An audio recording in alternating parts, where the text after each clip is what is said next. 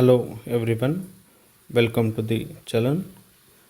ಇವತ್ತಿನ ಒಂದು ವಿಡಿಯೋದಲ್ಲಿ ಸ್ಟ್ಯಾಟಿಸ್ಟಿಕ್ಸ್ ಅಥವಾ business statistics BCom third semester KUDಗೆ ಸಂಬಂಧಪಟ್ಟಂಗೆ ಹೊಸ ಟಾಪಿಕನ್ನು ನೋಡೋಣ.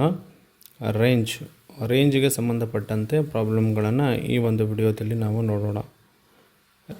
ಕಂಟಿನ್ಯೂಯಸ್ ಫ್ರೀಕ್ವೆನ್ಸಿ ಡಿಸ್ಟ್ರಿಬ್ಯೂಷನ್ ಮೂರದ ಮೇಲೂ ಕೂಡ ಪ್ರಾಬ್ಲಮ್ಗಳನ್ನು ಇರ್ತವೆ. ಈ ರೇಂಜ್ ಕಾನ್ಸೆಪ್ಟು ಭಾಳಷ್ಟು ಈಸಿಯೆಸ್ಟ್ ಇದೆ. ಈ ಒಂದು ವಿಡಿಯೋದಲ್ಲಿ ಕಂಟಿನ್ಯೂಯಸ್ ಫ್ರೀಕ್ವೆನ್ಸಿ ಡಿಸ್ಟ್ರಿಬ್ಯೂಷನ್ ಇದ್ದಾಗ ಪ್ರಾಬ್ಲಮನ್ನು ನೋಡೋಣ. ಫಾರ್ಮುಲಾ ಇಲ್ಲೂ ಕೂಡ ಸೇಮ್ ಇರುತ್ತೆ. ಇಲ್ಲಿ ಎಲ್ ಮಾತ್ರ ತಗೋಬೇಕಾದ್ರೆ ಚೇಂಜಸ್ ಆಗ್ತೈತಿ. ಲಾರ್ಜೆಸ್ಟ್ ವ್ಯಾಲ್ಯೂ ಯಾವುದು ಅಂದ್ರೆ ಕ್ಲಾಸಸ್ ಒಳಗಿರೋದು ಲಾರ್ಜೆಸ್ಟ್ ವ್ಯಾಲ್ಯೂ ತೊಗೋಬೇಕು. ಸ್ಮಾಲೆಸ್ಟ್ ವ್ಯಾಲ್ಯೂ ಅಂದ್ರೆ ಇಲ್ಲೂ ಕೂಡ ಕ್ಲಾಸಸ್ ಒಳಗಿದ್ದನ್ನು ತಗೋಬೇಕು. ರಿಲೇಟಿವ್ ಮೆಜರ್ಸ್ದ ಫಾರ್ಮುಲಾ ಸೇಮ್ ಫಾರ್ಮುಲಾ ಮೂರದಕ್ಕೂ ಒಂದೇ ಇದೆ. ಇಲ್ಲಿ ಫಸ್ಟ್ ನೋಡ್ರಿ, calculate range for the following data.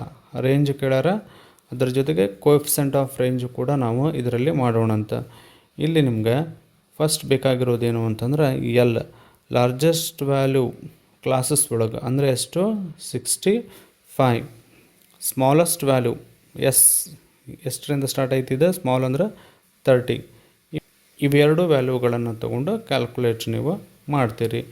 L minus S ಅಂದರೆ 65 ಮೈನಸ್ 30.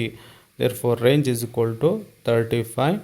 ಆ್ಯಂಡ್ ಕೋಎಫಿಷಿಯಂಟ್ ಆಫ್ ರೇಂಜ್ಗೆ ಫಾರ್ಮುಲಾ ಬರೋದ್ರಿ 65 minus 30 divided by 65 plus 30. 35 divided by 95. Therefore, coefficient of range is equal to 0.368. ಇದೇ ರೀತಿ ಹೆಚ್ಚಿನ ವಿಡಿಯೋಸ್ಗಳಿಗಾಗಿ ಚಲನನ್ನು ಸಬ್ಸ್ಕ್ರೈಬ್ ಮಾಡಿ ಮತ್ತು ಶೇರ್ ಮಾಡಿ. Thank you.